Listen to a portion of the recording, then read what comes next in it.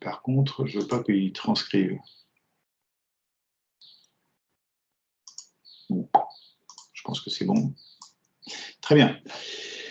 Bien, première chose, il est important de situer un peu l'AFPL. L'AFPL, vous savez, on est totalement dédié à l'exercice libéral. Depuis plus de 20 ans maintenant, avec cette volonté véritablement de répondre aux besoins spécifiques de l'exercice libéral, et quel que soit l'endroit. Je suis ravi parce qu'on a une communauté très active de libéraux sur La Réunion notamment, mais il y en a aussi en Guyane. Alors je ne sais pas si aujourd'hui il y en a qui arriveront à se connecter avec les décalages horaires dans un sens et dans l'autre, mais en général ils le font. Donc l'AFPL, c'est pour l'exercice libéral, et pour la partie salariée, parce qu'il y en a quand même 40%, presque plus même, qui exercent en exercice mixte. Régulièrement, il y a aussi des questions salariales qui se posent, et notamment la collision entre l'exercice libéral et l'exercice salarial. Donc on a régulièrement des liens avec la FFP, pour des sujets communs quant à la pratique, mais pour des sujets aussi communs quant à l'exercice et au développement de la profession en France. Je pense notamment PCPE, PCO et autres. Et puis, autre chose très importante, alors qui date maintenant de 2 ans, là on est sur la 3e année de cotisation à l'UNAPL, l'AFPL est membre de l'UNAPL. L'UNAPL, c'est l'Union nationale des professions libérales, et cette adhésion nous permet à l'AFPL de pouvoir avoir notamment un siège au FIFPL. Le FIFPL, pour tous ceux qui ne connaissent pas encore, c'est le fonds de formation, et donc ça nous permet enfin d'avoir la main pour pouvoir valider les formations que vous demandez. Parce que jusqu'alors, le fait que l'AFPL était très minoritaire par rapport à l'ensemble des professions libérales, eh bien, au FIFPL, c'était des kinés, des infirmières qui validaient les formations que vous demandiez. Donc aujourd'hui, l'AFPL peut dire si ou non la formation est bien conforme aux besoins de la psychomotricité. Et je vous rappelle que le fonds de formation, il est fait justement pour des formations en lien avec votre activité professionnelle. Malheureusement, on ne peut pas demander au FIFPL de financer un permis de conduire, un permis de bateau, un diplôme d'apiculteur, je ne sais pas, que sais-je, d'ostériculteur, parce que j'ai une collègue qui m'a demandé ça il y a quelques semaines. Donc, les formations sont véritablement dédiées uniquement à notre activité professionnelle. D'une part, d'autre part, on a pour mission, au sein du FIFPL, de valider les formations, c'est-à-dire de considérer le contenu même de la formation et la valeur. Donc, notamment, est-ce que c'est bien Calliope? Est-ce que c'est conforme? Est-ce qu'il y a bien un contenu valide par rapport aux données, etc. Donc, vous voyez que déjà, rien que la cotisation à l'UDPL a un impact fort sur notre activité professionnelle. Et donc, toutes les semaines, on a à traiter toutes vos demandes, qui sont de plus en plus nombreuses, puisqu'on est devenu plus de 4000 aujourd'hui. Autre point extrêmement important lié à notre adhésion à l'UNAPL, c'est que le fait que l'AFPL soit adhérent vous offre, et donc Isabelle se chargera de vous transmettre maintenant tous les liens, vous permet d'accéder à des formations liées à l'activité libérale, en dehors de toute formation FIFPL. Donc c'est vraiment lié à l'activité elle-même. Donc c'est comment gérer le patrimoine, comment gérer la retraite, comment un certain nombre de formations directes. Alors c'est sous forme en général de webinaires, de conférences, de 3 heures. C'est vraiment dépendre du sujet. Notamment, il y a une autre aussi sur le plan de financement. Voilà, donc vous aurez, grâce à cette adhésion, une participation à ces congrès. Alors cette adhésion à l'UNAPL, elle n'est pas, vous en doutez, elle n'est pas donnée. Elle représente pour nous une somme conséquente puisque c'est pas loin de 5 € par adhésion de votre part. Hein, donc ça fait partie des choses qu'on considère comme étant indispensables dans le fonctionnement et le développement de notre profession libérale. Alors l'UNAPL, vous avez compris, hein, c'est 3,5 millions de professions libérales. Donc ça veut dire aussi qu'on peut se faire entendre. Un des points qu'on abordera notamment dans le cours de la discussion, c'est la question des dossiers. Il y a des informations qui circulent, il y a des questions qui circulent régulièrement sur combien de temps doit-on tenir les dossiers à jour, etc.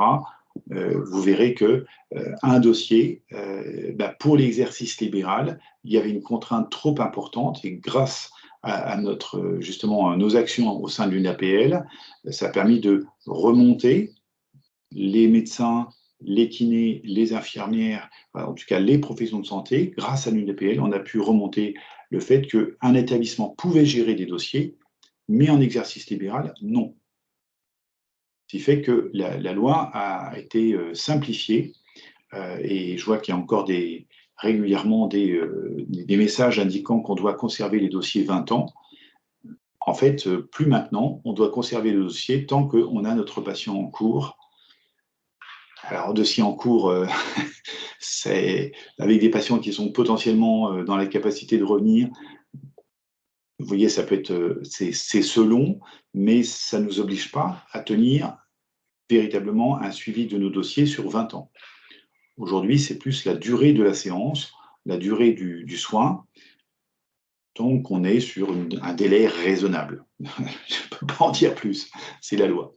Hein. Donc, délai raisonnable, ça veut dire qu'au-delà de 5 ans, 10 ans, vous n'avez pas vu votre patient, il n'est aucun problème pour détruire le dossier.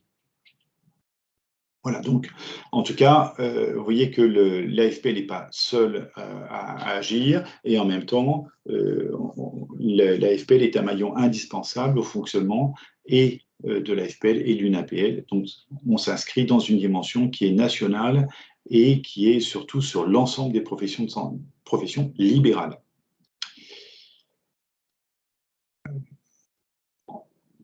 Dans l'ensemble, hein, toutes ces associations, vous avez compris, l'objectif, c'est défendre les intérêts de la profession auprès des instances, c'est le développement d'un réseau de libéraux avec des réponses personnalisées à vos questions. Et puis, bon, pour ceux qui nous connaissent déjà, l'AFPL, on vous envoie toujours un caducée. J'insiste parce qu'on vous envoie un caducée et régulièrement, les caducées nous reviennent parce que les boîtes lettres sont mal informées, mal renseignées, parce qu'il n'y a pas marqué cabinet de psychomotricité ou parce que... Voilà. Donc surtout faites attention à ce que votre boîte aux lettres soit bien conforme à ce que demande la Poste. Éventuellement, essayez de choper votre facteur pour s'assurer qu'il vous a bien identifié. On a pratiquement un retour sur 10 de caducée. Et encore, je suis gentil. Mais c'est plutôt 2 sur 10 que 1 sur 10. Mais, donc c'est très, très fréquent. Voilà pour l'AFPL. On va rentrer plutôt dans le vif du sujet et notamment sur le comment devenir, comment être en exercice libéral. Et c'est le gros point. Mais avant de comment devenir libéral, la question qu'on doit toujours se poser, c'est comment ne pas le devenir. Hein, donc c'est le principe de base qui consiste à, pour s'assurer d'enlever déjà les petits cailloux simples, et on identifie les 8 manières de ne pas aboutir à la réalisation de son projet. Alors, on dit 8, moi je me mets même 15 parfois quand je tiens vraiment à mon projet. C'est-à-dire que on va véritablement faire la liste de tous les travers qu'on pourrait inventer, que notre cerveau pourrait inventer pour ne pas réussir.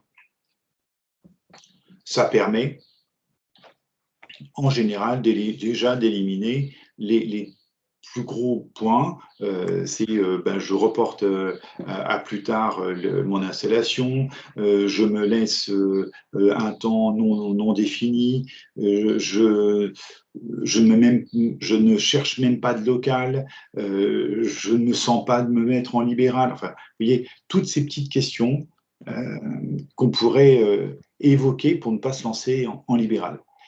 Alors, si ça ne vous gêne pas, s'il y en a deux, trois qui peuvent prendre la parole pour savoir, là, spontanément, quelles seraient les manières de ne pas réaliser votre projet. N'hésitez pas à intervenir si vous avez une idée. Je trouve que c'est intéressant de partager là-dessus.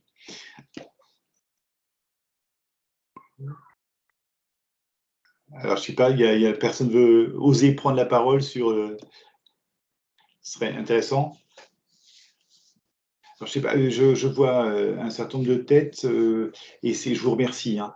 C'est beaucoup plus agréable d'avoir quelques visages. Ça me permet de savoir si je suis raccord ou pas raccord par rapport au sujet. Est-ce qu'il y en a qui pourraient nous dire quelle serait une super raison pour ne pas se lancer en libéral? Allez, j'y vais. Merci. Pour moi, c'est la paperasse où j'ai pas appris à faire ça pendant ma formation et voilà, ça pourrait être un truc un peu qui me rebute vraiment. Alors, je pense que c'est voilà, merci de l'intervention parce que, allez, c'est vraiment partagé. Voilà, c'est vraiment partagé. Et alors, je le dis d'autant plus en rigolant que je vous présente tout ce qu'il faut faire en paperasse. Je vous réponds depuis des années à tout ce qui est en paperasse, puisque ça fait plus de 25 ans maintenant que je vous réponds aux questions, et plus spécifiquement aux libéraux depuis 20 ans. Je suis toujours à râler après la paperasse. Alors la question, c'est, OK, paperasse. En fait, si on a identifié ce qu'on a à faire, ben, en fait, ça devient beaucoup plus simple. Alors, quelle image de paperasse, Élodie, as-tu? C'est-à-dire que, bon, il y a déjà les bilans qui prennent du temps à rédiger et puis il y a tous les à côté avec les différentes aides financières, les dispositifs comme la PCO, etc. Enfin, toutes ces choses-là qui font que je me dis c'est lourd, quoi. OK, Par rapport à une activité en salarié où finalement cette question-là ne se pose pas. Voilà. Tu peux continuer, tu nous as dit bilan, aide financière, PCO. Qu'est-ce que tu vois d'autre? Après, il y a la compta, il y a tous ces à côté, en fait, qu'on n'a pas quand on est salarié, où on est finalement uniquement focus sur notre patient et notre prise en soin. OK, parce que là, je viens d'entendre, enfin, nous venons d'entendre 4 raisons: bilan, aide financière, PCO, comptabilité. Mais bilan, c'est faux. Bilan, Non, c'est non, faux. j'ai dit bilan, ça fait partie de notre job et voilà, je Ah, trouve que c'est déjà bien. Mais du coup, d'accord. j'ai l'impression que le reste, c'est du trop. Oui, très bien. Alors, c'est du aide financière, ça va se produire combien de fois dans la carrière de libéral? Je sais pas. Bah, j'ai une mauvaise nouvelle, hein. C'est juste la première année, dans le meilleur des cas. C'est-à-dire on n'est pas tous même à avoir des aides financières. Ah non, mais c'est pour nos patients. Oui, oui, mais on est bien d'accord. Mais vous voyez comment on peut balayer déjà? Hein? C'est-à-dire que aide financière, c'est vrai, mais c'est du bonus. Il y a un micro, attention. Donc l'aide financière, c'est du bonus, mais d'une part, et d'autre part, ça n'arrive qu'une seule fois dans sa carrière de libéral. Donc c'est, OK, allez, une fois, il faudra se mettre sur des aides financières pour gagner plus. Ça vaut la peine. Hein, se mettre sur un dossier. Et pour gagner combien en tirant en aide financière?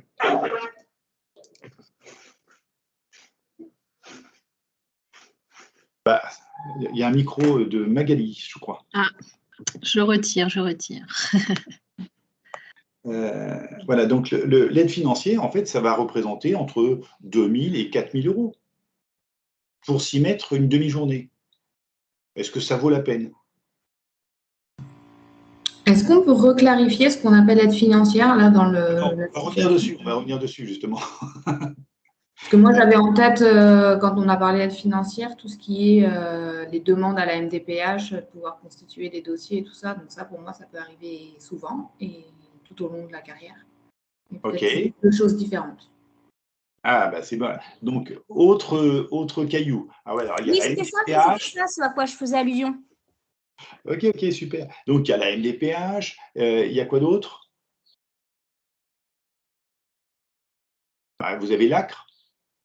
C'est-à-dire le moment où vous vous inscrivez, si vous êtes un jeune entrepreneur, pour la première fois, vous pouvez bénéficier d'une réduction, effectivement, sur vos charges sociales.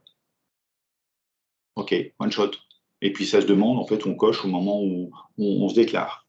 La MDPH, c'est pas à vous de faire le montage de dossier, Dieu merci, mais il est bien entendu que la MDPH, c'est au médecin de faire la demande, et vous avez juste un compte-rendu à joindre pour la MDPH, et c'est tout.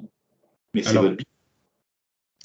Alexandre, bonjour. Christophe Lebon de La Réunion. Oui, bonjour. Ça va? Bon, alors après, c'est vrai qu'effectivement, c'est pas à nous de faire la démarche, mais dans les faits, on rencontre pas mal de patients qui arrivent et qui... Christophe, Oui. je t'arrête. On va, là pour l'instant, on est vraiment sur la toute première image. On va revenir sur le comment on fait, etc. Là, on est sur déjà, bien entendu qu'il y a des choses qu'on peut faire et bien entendu qu'on va voir la PCO, la PCPE, etc. Et malheureusement, Élodie, elle a raison, on a de la paperasse à faire. Je ne vais pas lui dire non. Mais on est bien sur une démarche qui est d'abord enlever tous les cailloux. Et enlever tous les... déjà, ne pas se mettre à coup sûr avec des bazookas devant la tête pour se dire « je ne vais pas y arriver ». Donc, désolé Christophe, je t'ai coupé, mais parce que, bien entendu, il va y avoir des réactions. Et bien entendu, c'est vrai, et Lina a raison aussi, on va avoir des dossiers, des accompagnements de parents, et en même temps, c'est ce qui fait la beauté de l'exercice libéral, et c'est qu'on a la main du début jusqu'à la fin avec nos patients. Donc, on peut le voir négativement et bien entendu, dans l'autre sens, quand il y a besoin, on peut soutenir les patients sur les démarches. Il y a plein de manières différentes d'envisager des aides financières pour nos patients, aides financières pour nous-mêmes. Donc, c'est pour ça, effectivement, j'étais parti d'abord sur l'installation libérale, et c'est d'abord comment s'installer. D'abord, comment s'installer? Est-ce que c'est compliqué de s'installer? En fait, non. Ceux qui ont fait le pas, Christophe, tu peux peut-être témoigner. Ah oui, maintenant, ils ont fait le guichet unique, donc c'est assez facile. Et une fois que voilà, toutes les démarches sont plus ou moins sur le guichet unique. Et après, voilà, alors il faut toujours traiter quand même séparément avec j'ai envie de dire l'URSSAF, etc. Mais bon, après, ça roule. Voilà. Donc, pour faire simple, malgré tout, le démarrage en exercice libéral, c'est vraiment pas le truc le plus compliqué qui soit. C'est effectivement inscription selon le statut. Malgré tout, c'est ce qu'on va voir. Il y a des choix à faire, il y a des conditions à poser et on a des choses à voir. Pour finalement, le tour de table, ça va être un poil compliqué peut-être, mais on peut quand même essayer. Ça vaut la peine. Vu le nombre, voilà, on peut continuer un petit peu s'il y a 2-3 idées sur comment échouer son lancement d'exercice libéral. Un local mal situé, par exemple. Un local mal situé, ok, on va le noter. Il y avait quelqu'un qui voulait intervenir. Une mauvaise renommée. Ah, ça veut dire quoi? Ça veut dire quoi une mauvaise renommée? Je ne sais pas qui a pris la parole. Bonjour, je m'appelle Sybille et je suis encore en études D'accord. à l'ISRP et En fait, moi, c'est une des choses qui me fait peur, je sais que le bouche à oreille, voilà, c'est plus ça qui me fait peur au niveau de l'installation et après de l'exercice en libéral. Oui, tout à fait. Ça, c'est une des raisons pour lesquelles on peut échouer. Et puis, ça peut être une mauvaise renommée justifiée ou pas justifiée, hein. C'est-à-dire que c'est bien le truc, c'est que la réputation, c'est le principe même de l'exercice libéral et indépendant, c'est on est indépendant, donc ce n'est pas la notoriété et l'institution qui protègent, mais c'est bien à chaque moment l'intégration du fait que ce patient-là peut mettre votre réputation en péril. C'est du théâtre à chaque représentation. Chaque séance, on a effectivement j'allais dire, ce côté agréable de devoir se lancer et faire du mieux possible. Il y a d'autres remarques? Je vais revenir sur le mauvaise renommée tout à l'heure. Si, je redis tout de suite. Bonjour. Bonjour. Ah, pardon. Les deux en même temps. Allez-y. Donc, Élodie, moi, je suis en libéral depuis 10 ans. Et c'est vrai qu'au départ, ce qui m'inquiétait, c'était est-ce que j'arriverais à me faire payer, présenter la facture et demander les sous. D'accord. Ben moi, je vais continuer, c'est à peu près dans le même dossier. C'est plutôt gérer les fluctuations de revenus et cette crainte de me dire comment je vais gérer les creux de vague. Bon, avec un peu de recul, ça se lisse, mais c'est quand même quelque chose qui, pour ma part, a pu être un peu stressant. Et puis, deuxième point qui est plus d'actualité, c'est si je veux changer de local, la contrainte des normes d'accessibilité du local. Ok, il y en a d'autres? C'est super, merci, hein, c'est fabuleux, là, toutes vos remarques. Changement de local et respect des normes, hein, c'est ça? Ok, super. Il y en a d'autres, là, des remarques? Oui, bonjour. J'aurais une remarque par rapport au fait qu'il n'y a pas de statistiques sur les besoins en fonction des régions ou des emplacements. Et du coup, c'est un peu dur de savoir où s'installer, où est vraiment le besoin. Et des fois, on est trop proches les uns des autres. Ou, voilà. Super. Je note et puis je répondrai à tout. Ensuite? Oui, moi, c'était par rapport, en fait, je suis en collaboration et je m'installe seule en septembre. Et c'était plus sur le fait de savoir en combien de temps, en fait, je vais pouvoir faire ma patientèle. Est-ce que ça va prendre 3 mois, 6 mois ou 1 an? Enfin, voilà, c'est plus un stress à ce niveau-là par rapport à la rentrée d'argent, quoi. Et le nombre de patients que je vais pouvoir... Enfin, voilà. Combien de temps pour lancer son activité libérale, hein? Oui, c'est ça, au niveau du nombre de patients. Pouvoir en vivre, en fait, hein, c'est ça? Oui, voilà, c'est ça. Ok. Oui, moi c'est Lison, je me permets du coup d'intervenir. Moi actuellement je suis en fonctionnaire de la fonction publique et je suis un peu dans cette période de demande de cumul d'activité, mise à dispo éventuelle, etc. Donc pas simple. Pourquoi c'est pas Donc simple? ça peut, dans le sens où voilà, voilà, je suis en train de faire des rendez-vous avec mes 4 sup pour essayer de pouvoir faire ce cumul d'activité, que ce soit accepté sans tout lâcher en fait, et en fait commencer à 100% libéral, ce qui moi pour le moment était un peu stressant.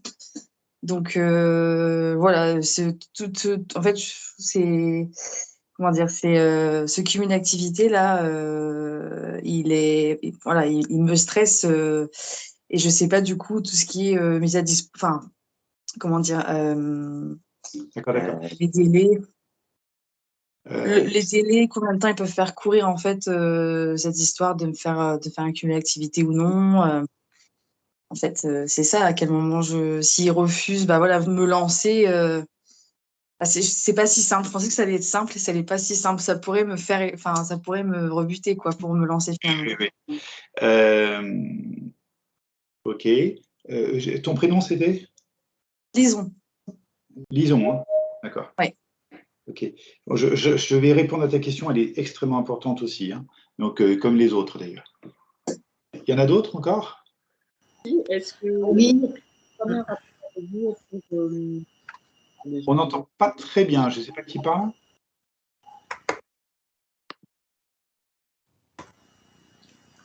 Delphine. Bonjour. Oui, bonjour. Est-ce que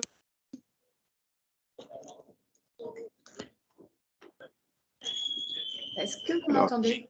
Voilà, oui, je ne sais pas si c'est Christine ou Delphine qui parle. J'ai vu que Delphine, c'est bon? Allez, ce sera plus simple, c'est de se mettre en vidéo si jamais vous prenez la parole, hein. Ok. On va demander à Christine de couper son micro pour l'instant. Voilà, merci Christine. Est-ce que vous m'entendez? C'est bon. Oui, merci. Alors moi, de mon côté, je dirais que c'est la question des partenariats, du réseau. Je sais que j'aime travailler en équipe et en même temps, c'est ce qui fait défaut actuellement pour moi en institution. J'ai plus ce travail d'élaboration avec mes collègues. Donc, là, je dirais la peur d'être seule aussi pour penser le patient. Et aussi, je lis une personne qui a écrit que son activité sera en partie chez elle, et c'est aussi mon cas. Donc, j'ai aussi cette peur un peu, enfin, des questions concernant les normes d'accessibilité. D'accord, mais attends, alors quel rapport avec le domicile? Le rapport, c'est que… alors, le rapport, c'est est-ce que mon domicile peut répondre aux normes d'accessibilité? Ça dépend de votre domicile. Voilà, c'est ça. Donc, il n'y a pas vraiment de rapport avec le domicile. Bon, voilà, je précisais juste que ce… Voilà, ce n'est pas le domicile qui pose problème, c'est la qualité du local, pas l'accessibilité du local. D'accord. Okay. Pour rebondir, Alexandre, parce que… Pardon Delphine, il y a des questions dans le… C'est ce que Delphine nommait. Il y a une question dans le chat, en fait, sur l'équilibre entre la vie perso et la vie pro. Et quand on reçoit chez soi, c'est d'autant plus complexe, finalement, de trouver cet équilibre. C'était, il me semble, Delphine, ce sur quoi vous rebondissiez aussi, en fait. Oui, aussi. Alors, j'adore. On est d'accord, nous sommes dimanche. Et vous envisagez votre activité libérale en faisant une conférence sur un dimanche. Je crois que ça répond déjà à un petit bug et aux petites collisions entre la vie professionnelle et la vie. Alors oui, là j'y réponds tout de suite en rigolant, hein, mais pas parce que c'est l'activité libérale, vous m'entendrez, je vous le redirai, je vous le redirai et je le redirai encore une fois, c'est que ce n'est pas une activité qui se fait seule, c'est une activité qui se fait avec validation de l'ensemble de sa famille. Et c'est extrêmement important dans les premiers éléments préparatifs de l'exercice, de se poser cette question ensemble, en famille, sur le temps effectivement qu'on souhaite dédier à son activité libérale, les conditions dans lesquelles on souhaite le dédier, d'autant plus si on le fait à domicile. Parce qu'il faut être extrêmement vigilant. Je ne peux pas dire quelles sont les conditions, puisque ça dépend totalement de chacun. Ça dépend totalement de son foyer, de son couple, de sa vie de famille.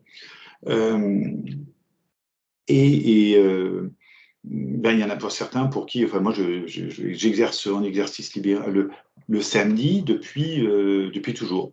J'ai commencé avant même d'être en psychomotricité, déjà je travaillais le samedi et parfois le dimanche. Donc avoir une activité de cabinet libéral le samedi, c'était une évidence pour moi et puis pour ma compagne qui est devenue ma femme. Et puis donc c'est un choix de vie. Donc, il faut effectivement être bien clair sur la nécessité de définir ensemble, dans son couple, dans sa famille, les temps qu'on souhaite consacrer. Et alors, dans la balance, il y a 10 semaines de vacances, parce que sur juillet-août, on a une très très faible activité. ce qui répond aussi à la question de la variabilité d'activité de tout à l'heure. Mais en versant, vous voyez, en versant, je travaille le samedi, mais j'ai 10 semaines de congé. Et quand je veux. Donc, ça fait partie d'une balance. Et il y a des familles pour qui le week-end est indispensable, le dimanche est indispensable. Et inversement, d'autres pour lesquels les congés vont être indispensables. Donc, c'est un choix de vie, et c'est un choix de vie qui se fait à plusieurs. Il y avait d'autres remarques? Oui, bonjour. Alors, Romy, vous m'entendez? D'accord, oui. Oui, bon, j'ai plusieurs questions. Là, je suis à la recherche d'un local, donc je me questionne déjà sur quels critères prioriser. Est-ce que c'est la proximité? Est-ce que c'est l'espace? Quel est le juste prix? Parce que j'étais formée un peu dans les CMPP avec des grandes salles de 40 mètres carrés, et là je vois une salle qui me fait envie parce qu'elle est 30 mètres carrés, elle est grande et tout, et je me demande si quand même il ne faut pas voilà, quel est le bon prix, l'espace minimum dans lequel il faut choisir. Et puis, c'était la question aussi, ça rebondit un peu par rapport au réseau. Comment développer, quelles sont les meilleures démarches à faire pour développer un bon réseau? Comment solliciter le réseau qu'on a déjà? Parce que j'ai travaillé j'ai fait un remplat d'1 an, donc j'ai travaillé déjà en libéral. Est-ce que je peux m'appuyer sur ce réseau? Comment le solliciter? Voilà. Vous avez travaillé déjà 1 an en libéral? Mais j'étais en statut de remplaçante, donc j'ai remplacé quelqu'un. Après, entre-temps, s'est écoulé 1 an. J'ai d'autres contacts, bien sûr, mais où il faut partir, il faut démarrer pour... voilà, je suis là, comment se présenter, etc. Ok. Là, ça renvoie sur la question du remplacement et de la collaboration. Merci de la remarque. Je vous rappelle qu'il y a justement d'autres webinaires, notamment un qui avait été dédié uniquement sur la collaboration et le remplacement. Et si vous êtes dans ces situations, ou vous avez été dans ces situations, je vous invite à vraiment le regarder parce que c'est spécifique. Hein, il y a quand même pas mal de points qui sont soulevés par rapport à ça, et notamment la question, mais qu'on va traiter, la question du est-ce que je peux m'installer à proximité d'un endroit où j'ai déjà été en tant que remplaçant. Oui, après, ça c'était pas la question sur la proximité, c'était plus sur les médecins qui, par exemple, nous ont envoyés, avec qui on a un peu dialogué, ou des professionnels, etc., à distance de temps et à distance aussi et de toute manière, sans prendre vraiment en compte la question de l'ancien réseau, comment en développer un nouveau dans les nouveaux quartiers où on a décidé de s'installer. D'accord, ok. Mais ça, c'est une question qui avait déjà été évoquée, effectivement. D'accord, ok. Ok. C'est super riche, merci. Est-ce qu'il y a d'autres commentaires? Oui, juste, je suis désolée. Est-ce qu'on va parler de la grossesse et de l'installation libérale ou pas? Alors, grossesse et installation libérale, c'est pas compatible, normalement. Mais ça dépend dans quel ordre on veut faire les choses. Oui, on va en parler. Et même chose sur le remplacement congé collaboration. Il y a forcément, on avait aussi fait un webinaire sur le congé maternité. Mais je vais l'aborder aussi rapidement. D'accord, merci. Ok, je suis obligé de reprendre quand même 2-3 points. Il y a un peu dans tous les points, pour revenir sur les comment ne pas le devenir, bien entendu, il y a la question du revenu. Et la question du revenu, c'est effectivement une vraie question. Il y a d'autres questions qui sont de l'ordre du dans quel ordre m'installer, comment m'installer, quel cabinet aux normes, pas aux normes. Oui, il y a les statistiques sur les besoins, justement la spécificité de l'exercice, le contexte, l'environnement, Justement, c'est la première question à se poser au départ. Et puis, bien évidemment, justement, la notion de business plan, c'est l'estimation du chiffre d'affaires. Donc, CA, ce sera chiffre d'affaires. Donc, c'est vraiment le chiffre d'affaires, c'est ce que vous encaissez directement, hein, c'est la totalité. Après, on doit déduire les charges de fonctionnement et les charges sociales. Et donc, il y a les questions justement de combien il me reste, est-ce que je peux vivre avec ça ou pas, et comment je dois prévoir, anticiper comment dirais-je, les variations. Et donc, c'est là où on est sur une notion d'étude approfondie de projet, c'est-à-dire on anticipe à 3 ans comment ça peut se passer. Et puis, bien entendu, on a les démarches d'installation, la gestion du quotidien, et puis la question du réseau, puisque j'ai entendu qu'elle revenait. Donc, je suis ravi parce que tous les points que vous avez évoqués, bien, voyez ce que j'avais prévu aujourd'hui au programme, on va pouvoir y répondre dans la quasi-totalité. Juste un truc, pour ça que je demandais à Lison de préciser son prénom tout à l'heure, ça je ne le traiterai pas, c'est la mise en disponibilité de la fonction publique. Il y a quand même des FAQ qui sont faites là-dessus. Vous pouvez m'envoyer des questions précisément, Lison, là-dessus. On peut vous répondre. Mais j'ai entendu la présence d'un enfant. Alors, je ne sais pas, Lison, quel âge ont les enfants, mais en tout cas, si vos enfants ont moins de 6 ans, il sera... pardon ? C'est le cas, j'en ai 2, et la plus grande a 3 ans, le deuxième a 10 mois. Génial, tu es tranquille. Voilà, parfait, ouais, rapport à dimanche, on est bien. Parce que dans le cas de la fonction publique, vous pouvez demander une mise à disponibilité pour éducation d'enfants de moins de 6 ans. D'accord. D'accord. Même si c'est pour du libéral. Attends, j'ai pas tout fini. Ouais, mais on est censé pas avoir le droit de travailler, sauf sur les temps de scolarité de ses enfants. D'accord. Voilà, donc ça dépend quel volume d'activité libérale tu souhaites avoir au départ.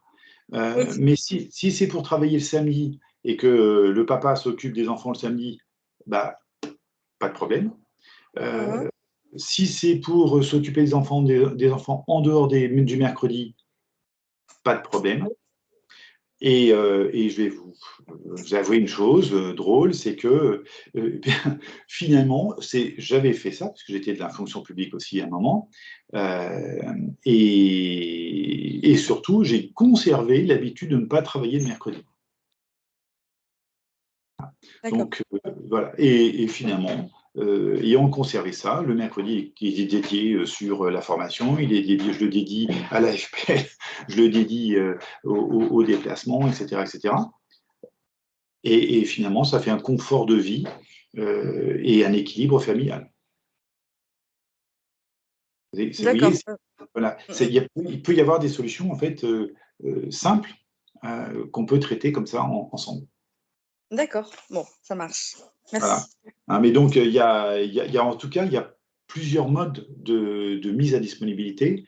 Et donc, il y a éducation d'enfants de moins de 6 ans, il y a création d'entreprise, vous avez enseignement supérieur.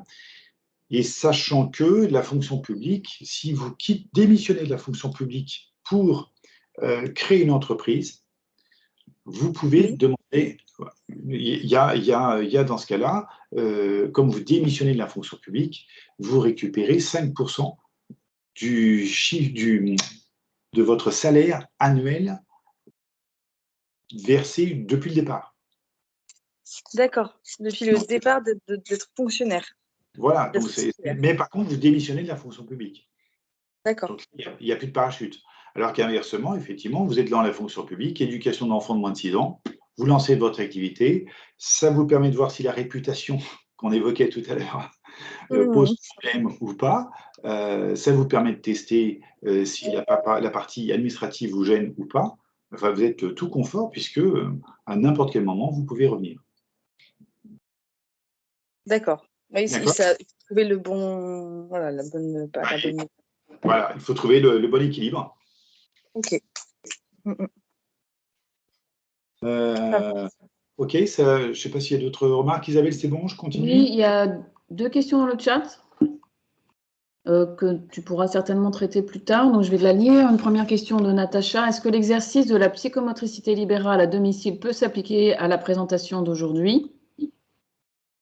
Oui. Oui, voilà. Et la deuxième question, sur le temps de travail en libéral, dans le cas d'un temps partiel couplé à du salariat, y a-t-il des limites à connaître si le temps libéral est très réduit, une journée par exemple?